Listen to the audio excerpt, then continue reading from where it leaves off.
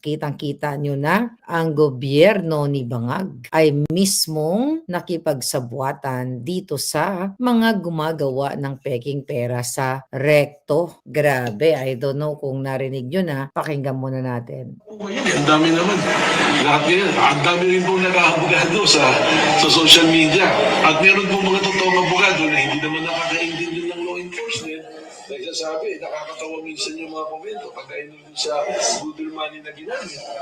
Na sasabihin ka na si Atty. Guanzon, lawyer yan, magaling na lawyer. Anong sabi niya? Sabi niya, saan gumawa ng 75 billion? O di ba naka-freeze yung account? Ganyan guys. Sino ang namumuliti ka? Yung pong pera na yun, sa recto po ginawa. Maganda yung pagkakagawa. At this already been decided by the Supreme Court na pwedeng gumawa. Yung pera daw na ginamit nilang mark money, actually hindi mo pwedeng gamitin mark money kasi peke, maganda ang pagkagawa sa recto. Pakinggan. Doon ako sinasabing budol kasi hindi totoong pera, pero nalukso na pera.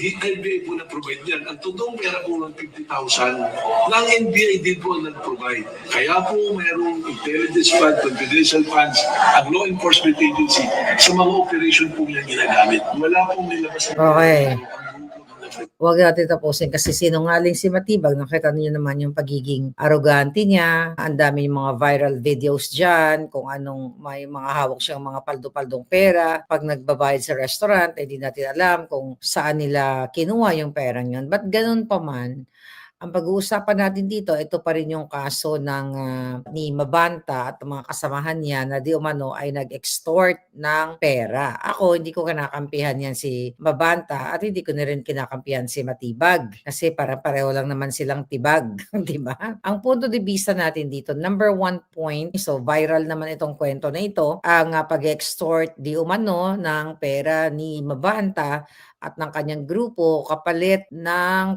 hindi niya pagpapalabas ng video na di umano kinasasangkutan ni Tambaluslos. Ang daming puntos dito mga kababayan eh. Alam naman natin na ang mga mastermind, punot dulo nito pagnanakaw sa kaban ng bayan. Ang mastermind ng pagnanakaw sa mali-malitang pera ay si Bangag, si Lisa Tanas, si Marcos Jr., si Tambaluslos. Yan ay in-expose ni Zaldico. And now, ngayon mga kababayan, here's the thing. Nakisabay, according din sa mga balita, si Mabanta sa maleta gang. Ibig sabihin, nakisabay, kung ako naniniwala ako na posible talagang may extortion. Hindi porket naniniwala ako na may extortion na naganap ay kumakampi tayo kay Romualdez. Pare-pareho lang sila. Dahil kung totoo na si Romualdez ay papanagutin ng Bangag na presidente ng pinsan niya, bakit at large pa siya? So bakit nakakalaya pa siya? Puro lang house show, puro kaputahan lang ginagawa ng administrasyon na ito para ilihis ang mga issue sa lipunan, sa mundong ginagalawan ninyo dyan sa Pilipinas, na ang tunay na magnanakaw, ang tunay na nagtatransport ng pera ng bayan ay ang Marcos administration at ang Bangag administration. Inamin ni Matibag, okay, na tumitibag. 'Di ba? Tinitibag. Alam niyo yung ang tibag sa Ilonggo, binabaluktot. Okay? So binabaluktot ang batas.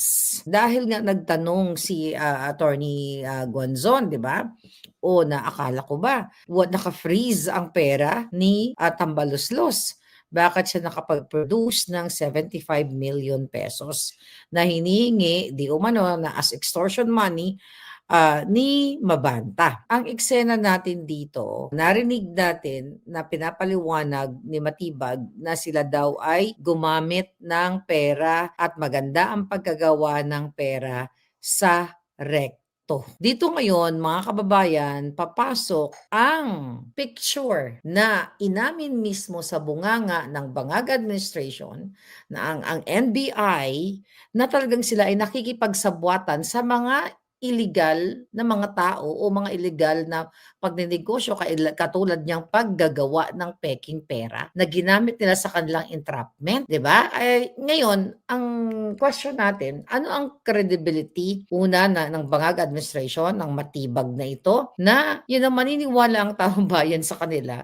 Umamin siya na sinasabi niya imagine mo fake ito, counterfeit money, illegal 'yan. It's like promoting, parang ina-advertise pa niya na, pinagawa namin yan sa Recto, maganda ang pagkagawa niyan. So, ibig sabihin mga kababayan na ini-encourage mo ang taong bayan, I mean yung mga taong nakikinig, yung mga mambubudol katulad nila, ay maganda pala ang pagkagawa ng pera sa Recto. Pupunta nga ako doon, may nagagawan pala doon.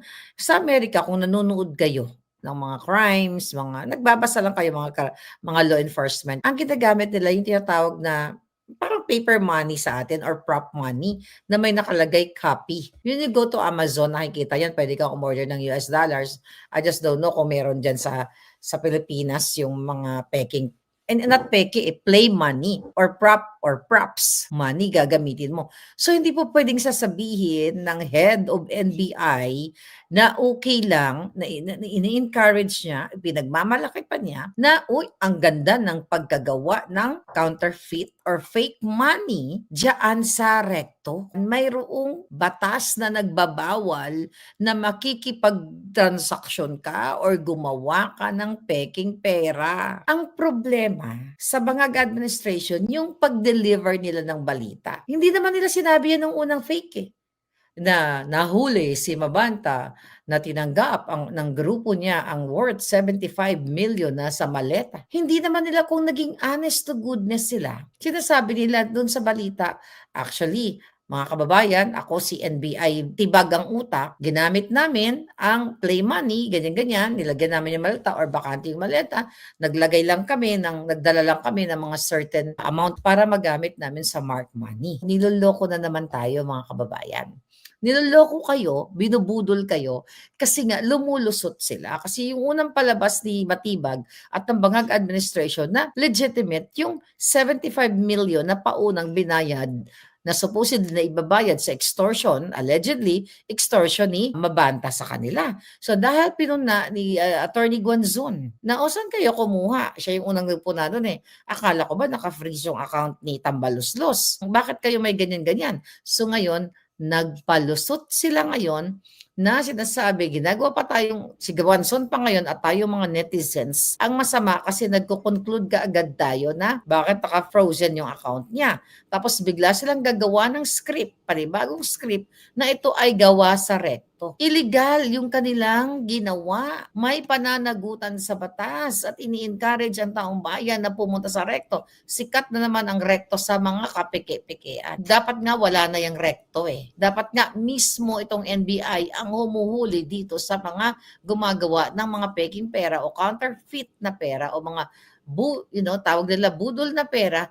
Pero bakit sila nakikipagsabuatan, nakikipag-usap na gumawa ka nga ng magandang pera, yung talagang halata na, I mean, hindi halata na, na fake? Imagine, ito yung namumuno sa inyo, mga kababayan. So, pwedeng gamitin ng legal defense yan, actually, ni Franco. Which is nakikita ko, yung interview ng kanang lawyer na kesyo, wala daw crime, wala daw ganito. Pwedeng gamitin yung legal defense na, eto, tignan nyo, mismo ang NBI ay lumabag sa batas na gumamit sila ng illegal na illegal na pera o fake not illegal, fake na pera, di ba? So pwede nga yung questionin niya ng depensa ng nasasakdal, kumbaga, ni Mabanta, na itong ginagawa nyo, nag-manufactured lang kayo, nag-manufactured kayo ng ebidensya, di ba? Or nag-fabricate kayo ng storya, which yan ang pinapalabas ni Mabanta, na set up lang ito. So yun yung nakikita natin mga kapalangga. So set up lang ba ito, entrapment, or ano ba talaga ang katotohanan dito mga kababayan? Kasi hindi pwede. Ang gobyerno ngayon, ang Bangag administration, So nag-i-instigate sila sa inyo. Lalo na ngayon nagigipit ang taong bayan, 'di ba? Eh hindi naman lahat tayo pare-pareho ng iisip. Nag-i-instigate si Matibag na you go to recto at magpagawa kayo ng peking pera. Kung sabagay, doon din naman gawa yung diploma ni Bangag. Sabi ng mga kakamping, doon gawa ang diploma niya. Ano ang magiging depensa ni Franco at ng grupo niya, 'di ba? Pwede sabihin no. 'Di ba? Ito'y gawa-gawa. Gumamit na sila ng peking pera. Paano mo papaniwalaan ito, peke yung kanilang pera? Kung talagang legitimate yon, tama naman yung punto na kung ni-report ni Tambaluslos na ito, imimit ko si Mabanta, ganyan-ganyan. So, kailangan natin magkaroon ng mark money. Mga kababayan, pwede naman talagang hindi sila magdala ng 350 million or 75 million eh. Sabi ko nga, magdala lang sila ng certain amount. Pero dapat maliwanag yun sa first day ng kanilang press release ng NBI. Kaso ang press release nila, may bit-bit silang ganong certain amount. So nung nasilip ni Guanzon at na iba pa, ang sabi nila ay hindi, budol money lang yun. Ano yun, pinagawa namin sa recto. Yung kasinungalingan, lalo nilang nanganganak. Akala nila okay lang sabihin. Akala ni Matibag na okay lang yung sasabihin niya na peke. Eh bawal na bawal yan. Sabi ko, bawal na bawal sa batas yan. Pwede niya na sinabi na kasi play money lang yun. Props namin. Or pwede talagang walang laman ng maleta kasi nga naka-ano na kayo, naka-all set up na sila. 'Di ba? Nahuhulihin nila si Mabanta. Nakita ninyo? Ang punto de vista dito, dapat makikipag-ugnayan din sila sa Bangko Sentral ng Pilipinas. Pwedeng ganoon eh. Let's say kung kailangan talaga nila ng pera, pwede manghiram sa Bangko Sentral ng Pilipinas. I think tama naman yun dahil syempre, kung kung legitimate ito, Bangko Sentral ng Pilipinas, sabi nga niya, yung mga confidential funds daw ng gobyerno, yun daw ang ginagamit. Eh yun naman pala eh. Bakit ka pumunta sa recto? Pwede mo gamitin yung mga ninakaw ni Bangag, ilagay mo muna sa maleta, ninakaw ni Lisa Tanas, ninakaw ni Sandro, or pumunta ka sa Bangko Sentral ng Pilipinas. Hoy, Bangko Sentral ng Pilipinas, kailangan namin ng 75 million as smart money laban dito kay Mabanta.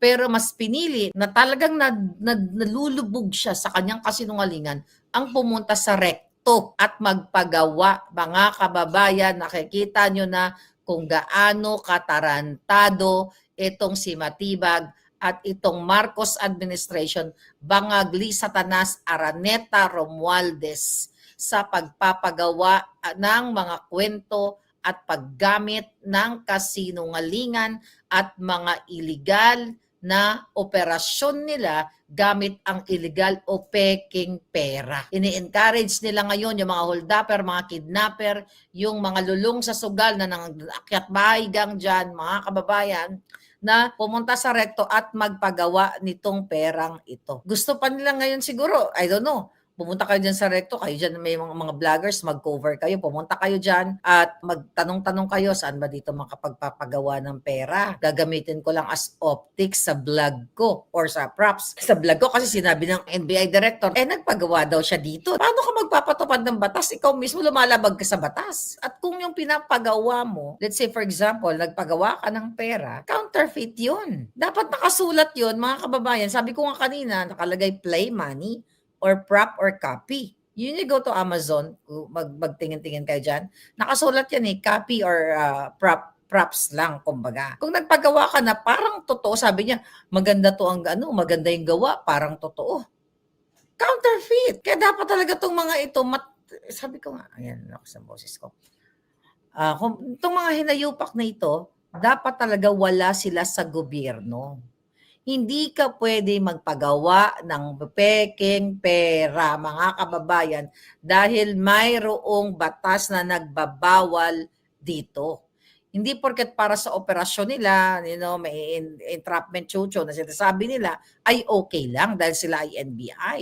Dahil sila ay, siya ay chief ng National Bureau of Investigation. So okay lang magpagawa ng counterfeit. Pag ordinaryong tao, huliin? So pag sila, dahil nasa gobyerno sila, okay lang yung kanilang mga criminal act. Itong mga hayop na to kahit na bawal sa batas, so unconstitutional, pagbali and everything, conspiracy, pakikipagsabwatan sa gumagawa ng pera, dyan sa recto na yan. Sino yan? Sino yung nagbe-business na yan? Sino yung supplier ng perang yan? Imagine nyo, kung yan ay magandang pagkakagawa, base kay Matibag, pwedeng gamitin yan at i-circulate yung mga yan dahil budol talaga yung gobyerno na yan. Kung magandang pagkagawa, polidong-polido ang pagkagawa, pwede nilang gamitin yan at may rami na naman ang mabibiktima. So ini-encourage ni Matibag ng Bangag Administration, kumbaga pinipatronize niya, kumbaga na sinasabi niya na tangkilikin natin ang negosyo ni illegal chuba-chuchu sa recto kasi ang ganda ng pagkagawa ng pera eh. 'Di ba? Parang totoo. So nakipag-conspire ka sa illegal act or sa illegal activity na ginagawa dyan sa recto. Pare-pareho lang kayo mga illegal dyan, mga hayop kayo. Nakita nyo mga kababayan kung gaano katalamak itong gobyerno ng Bangag Administration. Sabi ko nga, pwede siya mag-ask ng permission sa Bangko Sentral ng Pilipinas o hiramin niya muna ang tunay na pera na mga ninakaw nila, ninakaw ni Bangag, ninakaw ng gobyernong Bangag na ito. Hindi gumawa-gawa sila ng polidong maganda na pagkagawa ng peking pera, 'di ba?